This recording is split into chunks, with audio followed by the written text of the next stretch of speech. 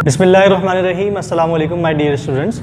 अच्छा स्टूडेंट्स, हमने अपने प्रीवियस लेक्चर में सेकेंडरी फंक्शन शुरू किया था और उसकी एक कैटेगरी पब्लिक यूटिलिटी सर्विसेज को डिस्कस किया था, जिसमें हमने तकरीबन 4 पॉइंट्स को डिस्कस किया था। आज हम मज़ीद इसके फंक्शंस को डिस्कस करेंगे और आज जो है हमारा पब्लिक यूटिलिटी सर्विस जो है इस लेक्चर में इंशाल्लाह कंप्लीट हो जाएगा।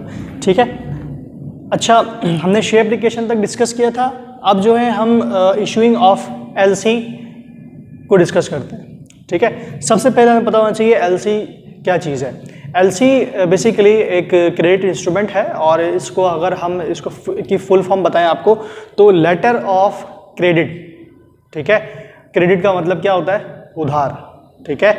और उधार के लिए एक लेटर, सही है। ये तो एक लफ्ज़ मायने है और लेकिन ये एक है बड़ी पेचीदा चीज़।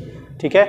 और लेकिन ये एक बहुत ही अहम डॉक्यूमेंट है जो कि हम क्रेडिट इंस्ट्रूमेंट्स के चैप्टर में, जैसे बिल ऑफ एक्सचेंज को हम पढ़ेंगे, इसी तरह हम लेटर ऑफ क्रेडिट को ही पढ़ेंगे, इन डेप्थ पढ़ेंगे, क्योंकि ये एक बिजनेस और इंपोर्ट और एक्सपोर्ट पॉइंट ऑफ व्यू से बहुत ही इम्पोर्टेंट टॉपिक है।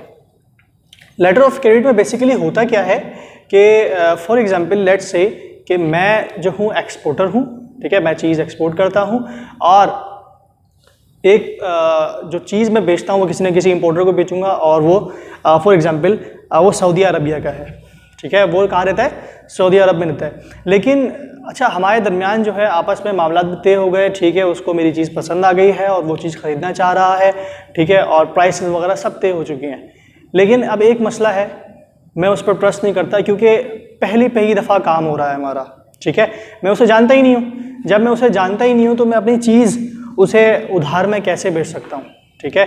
मुझे ज़ाहिर खर्चा होगा, मेरा एक पूरी कंसाइनमेंट होगी, पूरा एक कंटेनर होगा, तो ज़ाहिर एक अच्छी खासी अमाउंट मेरी ब्लॉक हो जाएगी, खुदा न खास्ता अगर वो उसको पोर्ट से नहीं उठाता। ठीक है। तो एलसी इसमें आपकी क्या हेल्प करता है कि मैं अपने इंपोर्टर से कहता हूँ कि देखो भाई, ठीक है आप बहुत अच्छे हैं, लेकिन मैं मतलब आपसे मेरा पहली दफ़ा बिज़नेस है और मैं आपको नहीं जानता है कि आपकी पेमेंट टर्म्स किस तरीके से होती हैं, आप क्या किस तरीके से कर रहे होते हैं, पेमेंट की क्रेडिबिलिटी आपकी क्या है। ठीक है। और यहाँ कोई आपको जानता भी नहीं है जिससे मैं कोई रेफरेंस निकलवा लूँ।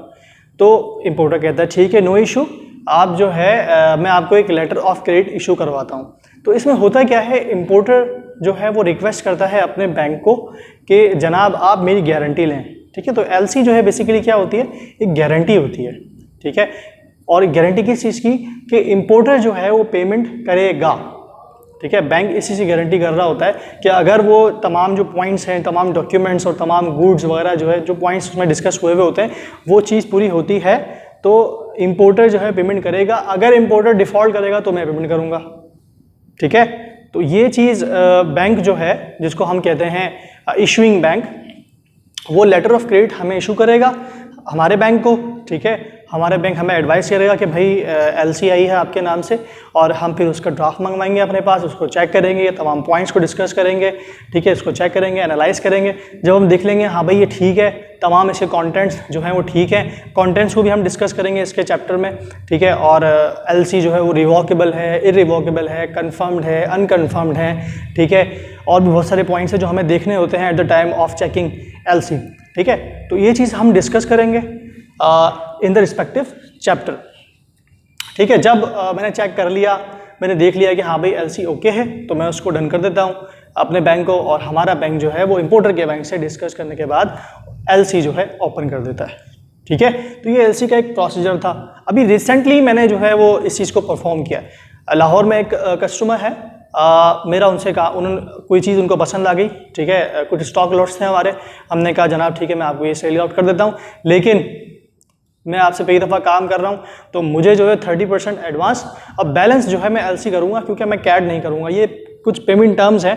कैड का मतलब होता है कैश अगेंस्ट डॉक्यूमेंट्स। ठीक है। कैड मतलब डॉक्यूमेंट्स वहाँ पहुँचेंगे और आप पेमेंट करेंगे। मैंने कहा कैड भी नहीं करूँगा, मैं क्या करूँगा? एलसी करूँगा, यानी 70% बैलेंस जो क्या करूँगा? एलसी, क्योंकि मैं आपको नहीं जानता, मैं ट्रस्ट कैसे कर लूँ आप पे? ठीक है। कि आपकी क्रेडिबिलिटी क्या है? ठीक है। तो वो बोलता है ओके आप एलसी कर लें। फिर जो है वो सारे प्रोसीजर एलसी के हमने परफॉर्म किए। ठीक है।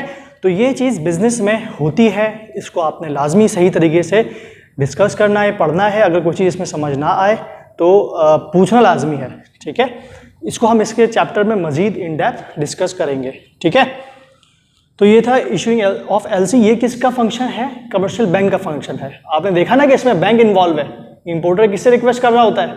अपने बैंक से, ठीक है। और उनका बैंक हमारे बैंक से रिक्वेस्ट कर रहा होता है। फिर बैंक से हमारे पास एडवाइस आती है कि जनाब आपके नाम से एक एलसी आई है, ठीक है। फिर हम चेक करते हैं और फिर अपने बैंक को बताते हैं हाँ भाई ओके है। फिर वहाँ से हमारा बैंक जो है इंपोर्टर के बैंक को डिस्कस करने के बाद उस एलसी को ओपन कर देता है, ठीक है। तो ये इसमें कौन इन्वॉल्व है? बीच में जो है वो गारंटी कौन ले रहा है? बैंक ले रहा है। तमाम जो प्रोसेस कर रहा है वो कौन कर रहा है? बैंक कर रहा है, ठीक है। ये हो गया हमारा इशूइंग ऑफ एलसी। अब हम चलते हैं पार्टिसिपेशन इन डेट मैनेजमेंट। ये भी कमर्शियल बैंक के फंक्शन में से एक फंक्शन है कि वो डेट की मैनेजमेंट में पार्टिसिपेट करता है। किसकी डेट की मैनेजमेंट? गवर्नमेंट की, ठीक है। मतलब जो डेट्स गवर्नमेंट के को चाहिए होते हैं पब्लिक से या बैंक से, तो वो उसकी मैनेजमेंट में हिस्सा लेता है, ठीक है। वो बॉन्ड्स वो डेट्स कौन कौन से हो सकते हैं? वो ट्रेजरी बिल हो सकते हैं, वो बॉन्ड्स हो सकते हैं। बॉन्ड्स भी बहुत सारे किस्म के हैं। डिफेंस सेविंग बॉन्ड्स, अगर आप सर्च करें के टाइप्स ऑफ बॉन्ड्स तो इतने 5-6 किस्म के जो हैं वो आपके सामने बॉन्ड्स आ जाएंगे, ठीक है।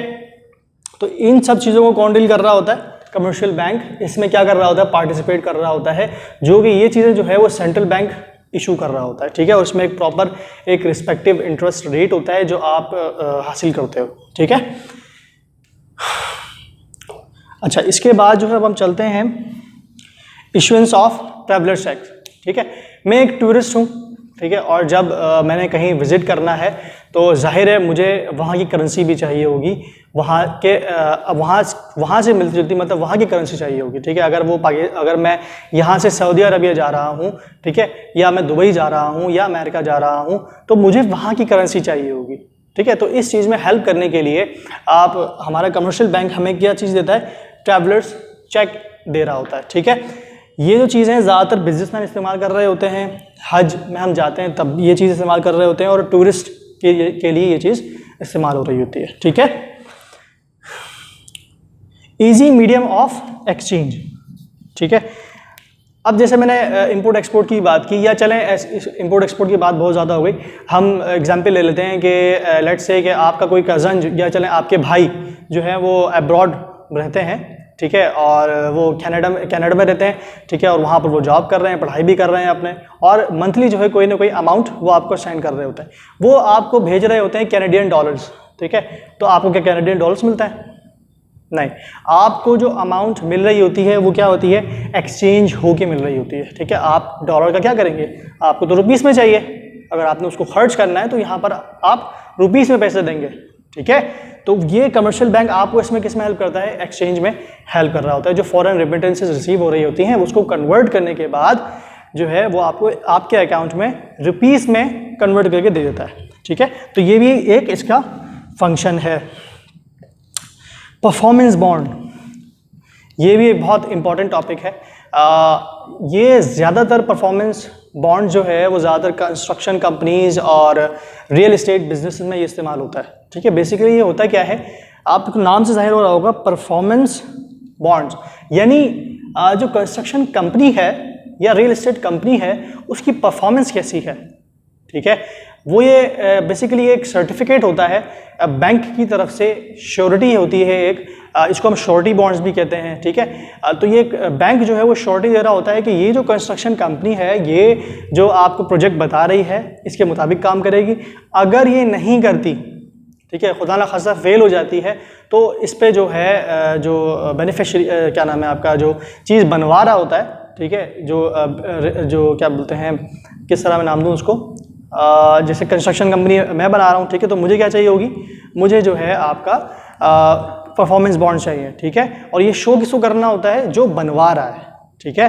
तो ये उसको श्योरिटी दे रहे होते हैं कि जनाब ये देखिए हमारे पास परफॉर्मेंस बॉन्ड मौजूद है और ये जो है इस बैंक ने हमें श्योरिटी दी है, ठीक है, कि ये जो काम है हम रिस्पेक्टिव टाइम में इसको पूरा कर लेंगे, ठीक है।